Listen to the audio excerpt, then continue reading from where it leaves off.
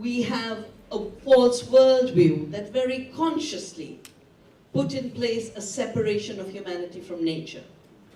The Cartesian, Baconian, Newtonian worldview of reductionist mechanism. And we've been told that's the only thing that's knowledge and science, and women's knowledge, women's science, indigenous knowledge was all treated as not knowledge. And the interesting thing is, Bacon called it the birth of masculine time. That the feminine had to be exiled for that project, whose ultimate expressions are genetic engineering, synthetic biology, geoengineering, mess up the planet in arrogance, as Marina mentioned. And then, as if that was not enough, when they wanted to move money for war, they put another boundary, the production boundary. If you consume what you produce, then you're not producing. So the forest doesn't produce, because it recycles its nutrients and water. Women don't produce because they produce for nourishment of the household. Third world peasants don't produce because they produce to consume. And all of production was wiped out in a go. And then the instruments kept multiplying. Now we've got the amazing instruments of derivatives, collateral debt obligations, debt obligations squared, cubed. They were going to make it to the power 4 and Wall Street collapsed. The planetary boundaries that are being violated, just take the case of agriculture. The 3 planetary boundaries that were mentioned, biodiversity, climate change, nitrogen, all because of a model of agriculture based on narrow-minded thinking, ignorance about how the earth works, and a negation of all the production, the 80% food that's reaching the tables of people. 40% greenhouse gases are coming from that kind of agriculture. Hunger is related very intimately to that agriculture. 250,000 Indian farmers have been pushed to commit suicide because of indebtedness, because of that kind of agriculture. If you really look at it, is that agriculture producing food? No. A lot of it goes to run cars. Some of it goes to torture animals. You can't call it animal feed. Bovines wanted grass. They didn't want soya bean. Definitely not GM soya bean, if you were to ask them. And even the stuff that comes out as genetically modified corn and soya and all the blends they create out of this, I call it non-food. It's not worth eating. It literally, we have a beautiful Sanskrit word for it, abhakshya, not worth consuming. And we are being condemned to this. The interesting thing is, the agriculture that women shaped did not lead to emissions of greenhouse gases, was more adapted. We've evolved seeds that are able to deal with the drought and the cyclone and the flood. So the creation boundary denied the creativity of nature in giving us the rich biodiversity, the creativity of women to give us all the diversity of seeds.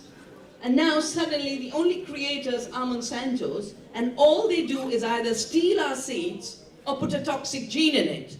Now polluters should be punished according to polluter pays principle, and thieves should be punished. And we are rewarding them with a monopoly on life on earth. So I celebrate the decision of the Supreme Court of Brazil that ruled against Monsanto on the case brought by peasants on collections of royalties on farms. And we are launching a very, very big campaign for seed freedom, because we believe the seed has freedom. Seed is life. Life has freedom. Farmers have the freedom to save seeds, and the laws of Monsanto are not going to come in the way of our freedoms. That's why I started Navdanya 25 years ago, when the WTO rules started to be shaped to treat seed saving and seed exchange as a crime. Now, I'm not depressed with the text, because I didn't come here for a text. I came here for solidarity.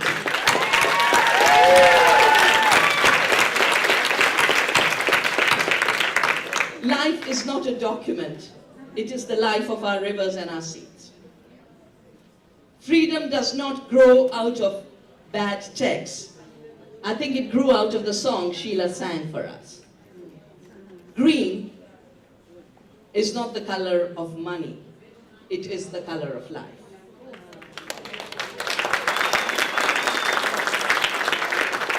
We are either going to have a future where women lead the way to make peace with the earth, or we are not going to have a human future at all.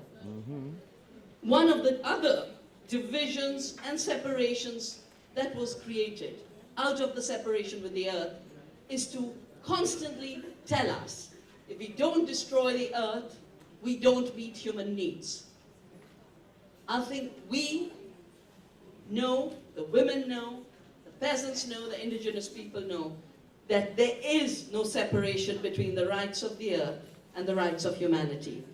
If the river doesn't flow, there is no water. And I am old enough to have lived a life when we could go to a stream and the Ganga River and drink water. As the Ganga has been degraded, our life has been locked up in plastic. And of course it makes huge money, trillions of dollars for the water bottlers. Women in Plachimada fought back Coca-Cola, who was stealing their water, and shut the plant down. All they do is just like Monsanto steals seeds and put a patent. Coca-Cola steals water and says product of Coca-Cola.